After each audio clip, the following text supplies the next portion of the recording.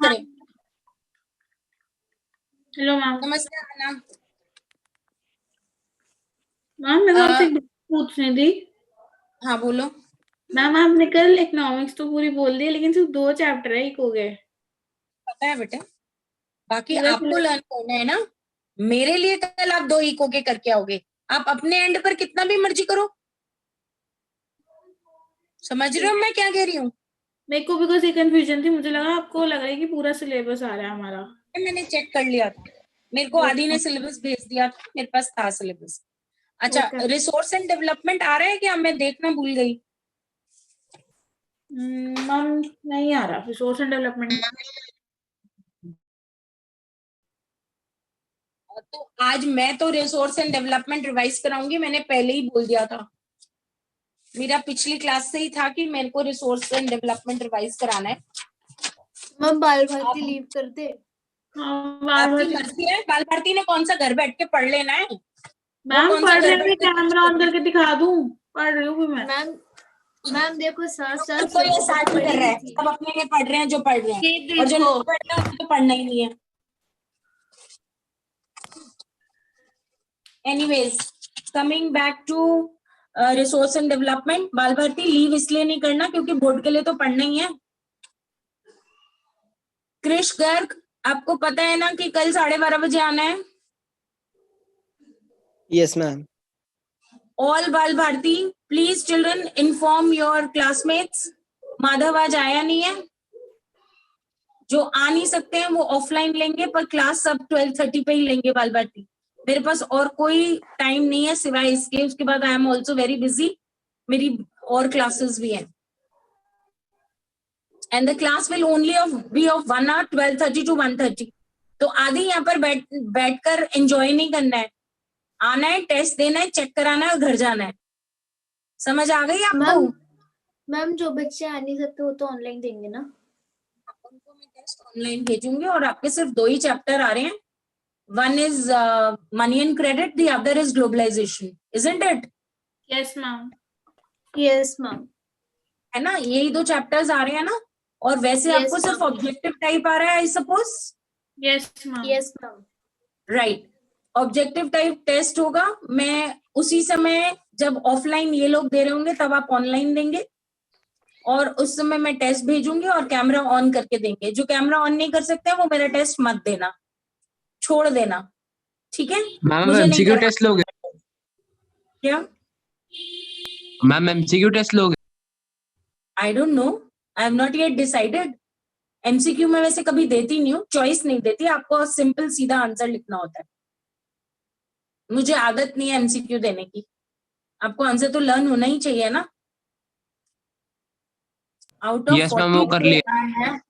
Depend आपको भी समझ में आ गया है? Yes ma'am. 12:30 टुमारो, और इधर ऑनलाइन 12:30। माधव आपको समझ में आ गया है? माधव, माधव यस भाई, तो मैम, इसको यस मैम। समझ सुन आ रही गया हूँ मैम, आपको? सुन रहा ले लो। हूँ, सुन रहा हूँ। Yes ma'am. मैम कल मैं आ रहा हूँ actually. Thank you so much. Online offline सब 12:30। Ma'am Okay. अनुभूति से पूछ ले रहे मैम। बाल भारती के लिए और गुनिका वाले स्कूल के लिए, that is Lancers Convent. Lancers में it is Gunika and who else? Ma'am Vrinda and Tashvi भी है मैम। गुनिका, ताशवी एंड वृंदा। ठीक है, डन। मैम हमको इकोनॉमिक्स करके आनी है। इकोनॉमिक्स जो भी आपको आ रहा है। ठीक है मैम। और कितने 12:30 चैप्टर्स आ रहे बजे हैं? मैम 3 चैप्टर्स, एक सेक्टर्स और एक फर्स्ट चैप्टर और मनी एंड क्रेडिट। नहीं मैम। डिफरेंट टेस्ट बनाऊंगी फिर दोनों स्कूल्स के लिए, ठीक है? मुझे मुझे बस पहले से ही बता देना कौन कौन आएगा। अगर बिना टेक्स्ट किए, बिना मैसेज किए आप आ गए तो भी वापस भेज दूंगी। मुझे पता होना चाहिए कितने बच्चे आकर बैठेंगे क्लास में, ताकि मैं सिटिंग अरेंजमेंट वैसे ही कर दूं। ओके, नाउ डाउट कोई नहीं लूंगी मैं, क्योंकि इको में कोई डाउट नहीं है। सुबह बात करेंगे। Now children, coming to Ma'am? resource and development. Ma'am हाँ जी, मैम मेरा भी 15 तारीख को मतलब वो सोशल का पेपर है कौन है ये? मैम। लक्ष्य अच्छा, लक्ष्य आपने क्या प्रिपेयर किया है? मैम सारे पार्ट्स में से एक एक चैप्टर आ रहा है। अच्छा, तो कम से कम आप 2 चैप्टर तो प्रिपेयर करके आओ। इको तो मैं इनका ले ही रही हूँ, कुछ और भी प्रिपेयर कराना। मैम अभी तो इको ही करी है, मैं अभी इको दे दूं फिर एक बार। ठीक है, टुमारो 12:30 ओके 12:30 तक और एक चैप्टर नहीं कर पाएगा तू? मैम। मैम वो भी एक बार फिर से रिवाइज कर लूंगा ना मैम इको। अच्छा ठीक है, okay. And guys, all those who have not paid fees, please come with fees tomorrow. Adi, Lakshay, Vitthal, yes ma'am. please guys. It's not my habit of repeating it again and again. Doesn't look nice. Aksheta, kindly pay the fees ASAP. Krish Gupta, 12:30 tomorrow. Okay, ma'am. And full economics without cheating. हाँ जी, ma'am कल आप उन्हीं का test ले लो ना जो exam में आने। हाँ जी, of course. Okay, children, discussing about resource and development, there are certain portions that we need to study in resource and development. And the most important part, initially we would talk about the most important part of resource and development, and that is, अभी तक हम जो भी सोचते आए थे कि whatever is present in the nature are called resources, वो actually true नहीं है। नेचर में जो भी चीज प्रेवलेंट है वो जब तक रिसोर्स नहीं बनती, जब तक ह्यूमन बीइंग उसको यूटिलाइज नहीं करता। ये मैंने आपको पहले पढ़ाया था। Children, did we do that? क्या हो गया सबको? गाइस, कैन यू हियर मी?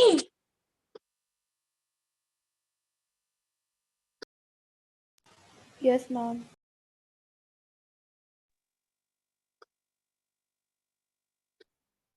तो आप लोग बोल क्यों नहीं रहे? मुझे ऐसा क्यों लग रहा है कि जैसे आप लोग मुझे सुन नहीं पा रहे हो।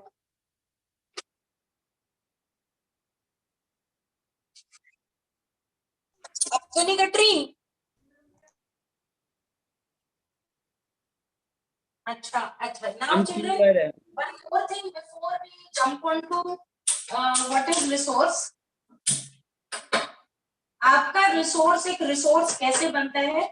जब भी ये क्वेश्चन आए इंटर रिलेशनशिप का, तब बच्चे आप लोग वो टैब, वो जो ट्राइंगल है वो भी बनाओगे। इंटर रिलेशन वाला जो ट्राइंगल है, आपको याद है उस पर क्या लिखा है? Human beings interact with the environment to make institutions. Do you remember that triangle? Do you remember, guys? Yes, ma'am. तो चाहे आपसे क्वेश्चन पूछा जाए या ना पूछा जाए, आप ट्राइंगल भी फॉर्म करेंगे इंटर रिलेशनशिप दिखाने के लिए। ठीक है? ठीक है बच्चे? अच्छा, उसके बाद प्लीज यस तो बोल दिया करो, मुझे पता चलना चाहिए। उसके बाद we will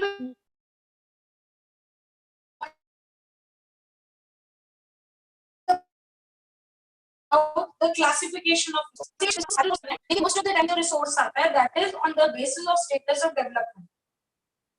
फिर भी आप जब डिफरेंशिएशन करते हो रिसोर्स के बारे में, तो चाहे पूछा जाए या ना पूछा जाए, आप बिना एग्जाम्पल के कोई क्लासिफिकेशन नहीं करेंगे। समझ आ रही है मैं क्या कह रही हूँ? Yes, ma'am. समझ आ रही है बच्चा? राइट। बिना एग्जाम्पल इन द सेंस, सबसे पहले बात करते हैं हम बायोटिक अबायोटिक की। जब हम बायोटिक रिसोर्स की बात करते हैं तो हम ये कहते हैं कि जितने भी बायोलॉजिकल रिसोर्स हैं जिनमें लाइफ होती है उसको हम बायोटिक रिसोर्स कहते हैं। हम यही कहते हैं ना, हम यही बोलते हैं ना बेटा? Yes Yes, ma'am. Yes, ma'am. Right. तो आप एग्जाम्पल उसका अपने साथ देंगे कि वो सारे के सारे रिसोर्स बायोटिक रिसोर्स कहलाते हैं। अब एक और बात, एग्जाम्पल देने के लिए आप साफ साफ लिखेंगे all living organisms including the human beings consist of the biotic resource. Abiotic resource के लिए आप हमेशा लिखते हो वो रिसोर्सेज जो लिविंग नहीं होते हैं, and those are abiotic resource. Again, you will feed that with an example, whether asked or not asked. 4 तरीके की क्लासिफिकेशन है, biotic, abiotic, renewable and non-renewable. Then beta, on the basis of ownership, national, international, individual, and then on the basis of status of development, that is developed,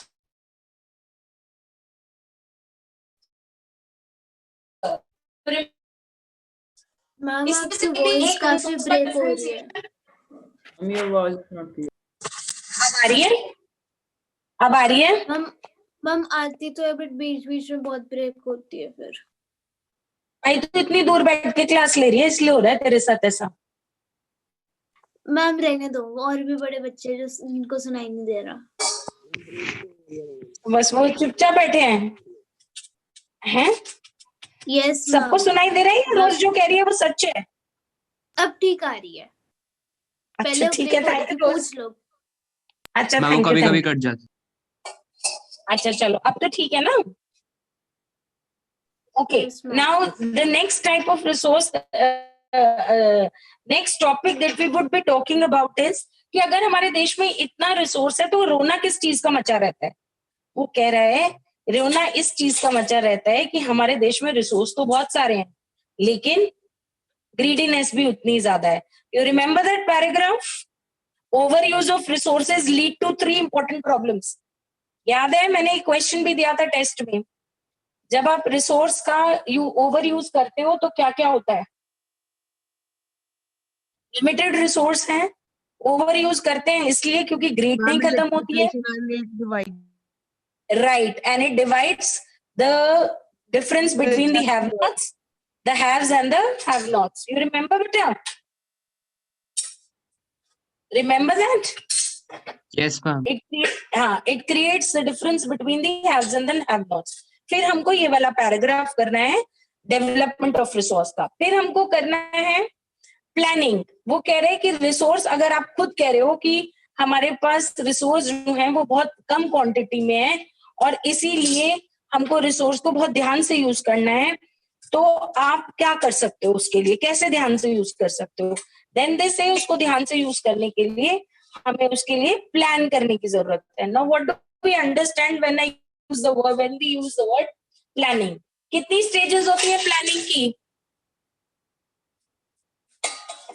बेटा planning की कितनी stages होती हैं? 3 stages होती हैं। 3 stages में से सबसे पहली स्टेज है, आपको ये पता होना चाहिए कि कहां पर है। उसके लिए आप क्या कहते हो? मैपिंग एंड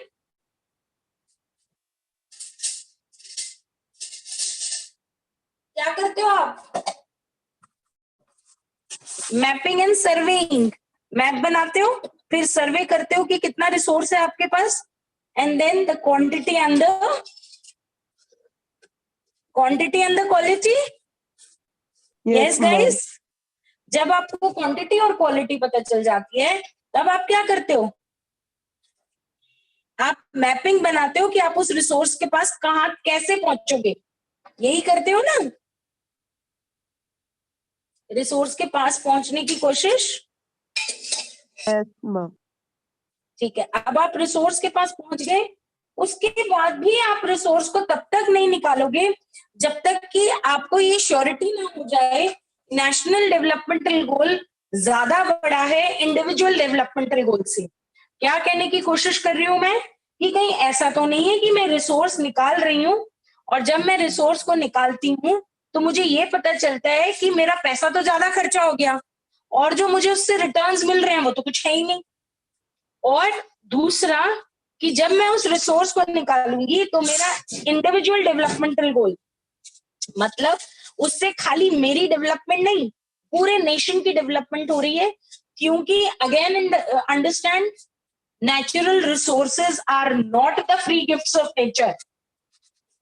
क्योंकि वो भी लिमिटेड होते हैं और वो सब they belong to the government, and if they belong to the government the nation should be equally benefited by it. तो इसलिए national developmental goal should be prime important. That is, these are the 3 stages in the planning of resource.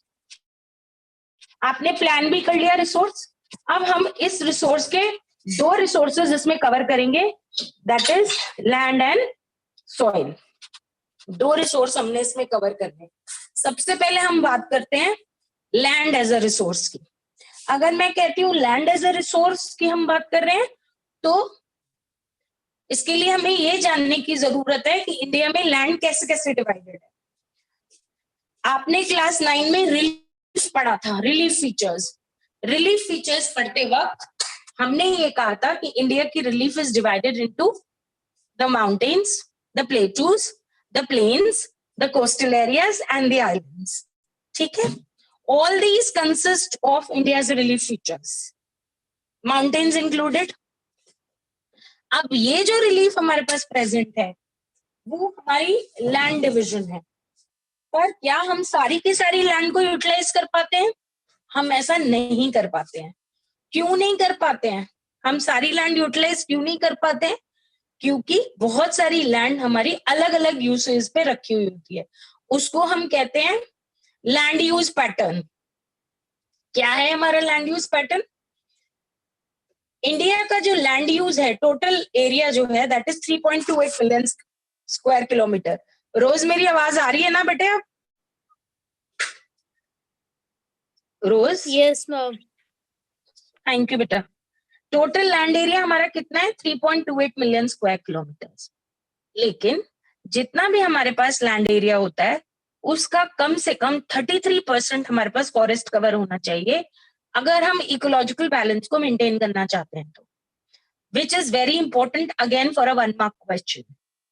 दूसरा, अगर हम ये कहते हैं कि India is a agro based country और अगर हम एग्रीकल्चरल बेस्ड कंट्री हैं, तो कम से कम इंडिया के पास एक परमानेंट पास्चर्स होने चाहिए, क्योंकि इंडिया में अभी भी स्मॉल फार्मर्स हैं जो कैटल्स पर डिपेंडेंट है for the ploughing of their fields. वो हमारे रिड्यूस हो रही है. हमारा फॉरेस्ट कवर रिड्यूस हो रहा है क्योंकि इंडिया की पॉपुलेशन ज्यादा है, इसलिए आपको एग्रीकल्चरल कवर को बढ़ा के रखना पड़ता है. अब क्योंकि आप एग्रीकल्चर कवर बढ़ाकर रखते हो तो आपका फॉरेस्ट कवर घट जाता है, क्योंकि आप फॉरेस्ट लैंड को ही एग्रीकल्चर में डालते हो. बाय किस कॉन्सेप्ट से आप फॉरेस्ट कवर को लैंड कवर बनाते हो, एग्रीकल्चर कवर? किससे बनाते हो बेटे? क्या करते हो फॉरेस्ट में उसको एग्रीकल्चर लैंड बनाने के लिए? भाई slash and burn, shifting cultivation. सब सो गए या जागा हुआ भी है कोई? मैम जगे हुए हैं. तो बेटे ये तो कॉमन मैं सेंस की जागी इसमें, हुई हूँ. तो इसमें मैम इतना वो रटना नेट तो कुछ था ही नहीं. मैम नेट चले गया था मैम, इसलिए मुझे क्वेश्चन समझ नहीं आया. बाकी यश तू कहाँ है आज? मैम मैं बोलने वाला था लेकिन थोड़ा पक्का नहीं था आंसर की. अक्षत अक्षत अक्षत कहाँ हो आप? अक्षत सो गया. अक्षत गुप्ता है वो क्लास में? मैम क्लास में तो है. अक्षत आप बोल क्यों नहीं रहे हैं? सो गए आप? हाँ, आज अक्षत तो मेरे से कुटेगा बेटे. रुक जाओ जरा, मैं इसको चैट कर लूं, अक्षत के साथ जरा आज बात तो करूं. कोई हलाल होगा. Yes ma'am. क्या यस मैम? सो रहा था तू? मैम मैं नहीं मैम, सोया हुआ नहीं था मैम. वाईफाई की बहुत प्रॉब्लम हो रही है मैम. एक बार मैम लीव करके वापस भी आया था मैम, थोड़ा सा प्रॉब्लम हो रही है. मैंने क्वेश्चन पूछा था, आपने जवाब क्यों नहीं दिया मेरे क्वेश्चन का? मैम मैं नहीं सुन पाया मैम, वाईफाई चला गया था. आप मैम पूछ लो, मैं जवाब दे दूंगा मैम. मैं भी मम्मी से पूछ लूंगी कि नेट गया था या तो झूठ बोल रहा है. यस नहीं मैम, आप अभी मैम फोन पे पूछ सकते हो मैम. बहुत वाईफाई की प्रॉब्लम हो रही है आज। हाँ, सड़क पे खड़ा कर दूंगी मैं तुझे, सारा वाईफाई इकट्ठा आ जाएगा तेरे। नहीं कोई हलाल वलाल नहीं होगा आज, सारे ही हलाल होंगे। तुम बिल्कुल पढ़ाई नहीं हो रही, मैं सब देख रही हूँ। ओके, अच्छा मैं मैम आपको जो बता रही थी, टोटल लैंड कवर में से 3.28 में से आपने 33% आपको फॉरेस्ट कवर छोड़ना चाहिए और पास्चर छोड़ने चाहिए, जो आपने दोनों ही रिड्यूस कर दिए, क्योंकि पॉपुलेशन ज्यादा होने की वजह से आप सारी लैंड को इस्तेमाल करने लग गए। फिर आपकी कुछ लैंड है नॉन एग्रीकल्चरल यूज वाली, चाहे फिर वो कमर्शियल यूज के लिए हो, जैसे इंडस्ट्रीज बना ली, स्कूल्स बना लिए, हॉस्पिटल्स बना लिए, चाहे फिर वो डोमेस्टिक यूज के लिए हो, घर बना लिए आपने, क्लब्स बना लिए, ये सब कर लिया। अब वो ये कह रहे हैं कि जो नॉर्थ ईस्टर्न स्टेट्स हैं उनके फॉरेस्ट कवर को हम अभी तक फॉरेस्ट कवर वाले एरिया को भी ठीक से मेजर नहीं कर पाए हैं, सर्वे नहीं कर पाए हैं, क्योंकि वो ट्रॉपिकल एवरग्रीन फॉरेस्ट है और वहां तक एक्सेसिबिलिटी हमारी बहुत मुश्किल हो जाती है। ऐसी कॉजेस की वजह से बहुत बार ऐसा होता है कि हमारा पूरा लैंड यूज पैटर्न हमें पता नहीं चलता। Moreover children, due to over population land India की धीरे धीरे डिग्रेड हो रही है। While land is getting degraded, 5 causes हैं of land degradation. अब ध्यान से सुन लो, ये क्वेश्चन मैं बहुत देती हूँ। 5 causes जो आपको रटे होने चाहिए। डिफॉरेस्टेशन, मेरे साथ बोल तो सकते हो ना? Deforestation, overgrazing, mineral processing, that is mining, then over irrigation, that is waterlogging, and then quarrying. ये आपके 5 कॉजेज हैं for land degradation. Ma'am last और लैंड की 5 मैंने आपको बताया, deforestation, overgrazing, mineral processing, water logging, mining. Water logging का दूसरा नाम ओवर इरिगेशन भी है। और लैंड यूटिलाइजेशन के लिए मैंने आपको बताया, लैंड फॉरेस्ट के लिए यूटिलाइज होती है, कुछ लैंड आपकी वेस्ट होती है, कुछ परमानेंट पास्टर्स होते हैं, कुछ लैंड आप फेलो छोड़ देते हो, और कुछ नेट जोन एरिया होता है यानी कि एग्रीकल्चरल लैंड। बाकी नॉन एग्रीकल्चरल यूज के लिए होती है land, like domestic and commercial purposes. ठीक है, अगर लैंड डिग्रेड होती है तो आपको उसको कंजर्व करना भी जरूरी है। अगर डिफॉरेस्ट हो रहा है, फर्स्ट कॉज मैंने बताया था डिफॉरेस्टेशन, तो कंजर्व कैसे करोगे? अफॉरेस्टेशन करके। दूसरा मैंने कहा था ओवरग्रेजिंग, तो कंजर्व कैसे करोगे? Proper management of grazing lands. ठीक है। नंबर 3, अगर मैं ये कहती हूं कि मिनरल प्रोसेसिंग है तो आप उसको रोक नहीं सकते, लेकिन आप कुछ एरियाज में शेल्टर बेल्ट्स बना सकते हो जिसमें आप इंपॉर्टेंट फौना को प्रिजर्व करके रख सकते हो। थॉर्नी बुशेस बना सकते हो ताकि जब सैंड ड्यून्स बनता है तब वो बुशेस उन अपनी जड़ों में पानी को रोक सकें और लैंड को इरोड होने से रोक सकें, लैंड को खराब होने से रोक सकें। अगर आपको लगता है माइनिंग ज्यादा हो रही है तो कंट्रोल करो माइनिंग एक्टिविटीज, और इंडस्ट्रियल एफ्लुएंट्स जो पानी के जरिए लैंड में जाकर समा जाते हैं और उसके बाद लैंड को खराब कर देते हैं, उनको आपको रोकना है। That is proper discharge and disposal of industrial effluents. Clear है? The second important resource that we will be talking about is the soil. Now, what do we talk about the soil? Soil की formation आप class 6th से पढ़ते आ रहे हैं। जो top soil cover होता है उसको हम सॉइल कहते हैं, और इंडिया में बहुत सारे टाइप्स के सॉइल हैं, जिसमें से सबसे इंपॉर्टेंट सॉइल है अलूवियल सॉइल। फैक्टर्स जो सॉइल को फॉर्मेशन करने के लिए हेल्प करते हैं, दैट इज हमारा रिलीफ फीचर कैसा है उस एरिया का, वो कौन से रॉक से वेदर होके बने हैं यानी पेरेंट रॉक कौन सा था, फिर क्लाइमेट और वेजिटेशन। अगर टेम्परेचर बदलता है, रनिंग वाटर दिखता है, विंड्स होती हैं, ग्लेशियर्स होती हैं, तो भी सॉइल की फॉर्मेशन पर असर पड़ता है। और जो लास्ट है that is chemical and organic changes. अगर इंडस्ट्रियल एफ्लुएंट सॉइल में चला जाता है तो भी फॉर्मेशन ऑफ सॉइल इफेक्ट होती है। सॉइल जितना पुराना होता है, सॉइल क्लासिफाई होता है खादर और बांगर में। अगर सॉइल पुराना है तो उसमें कंकर नोड्यूल्स मिल जाते हैं जिससे सॉइल खराब हो जाता है। हमें सॉइल को बचाने की पूरी कोशिश करनी चाहिए। Types of soil, we have 6 types of soil. सबसे पहला अलूवियल। प्लीज चिल्ड्रन ये मत सोचना कि आप फीचर्स ना करें सॉइल के, सब सॉइल के फीचर्स करने, कम से कम 2 सॉइल फीचर्स आने चाहिए और कम से कम 2 उनकी लोग चाहिए जो सबसे अलुवियल सॉइल इंडिया का फर्टाइल प्लेन्स में पाया जाता है। उसके अलावा it is divided into 3 important areas, the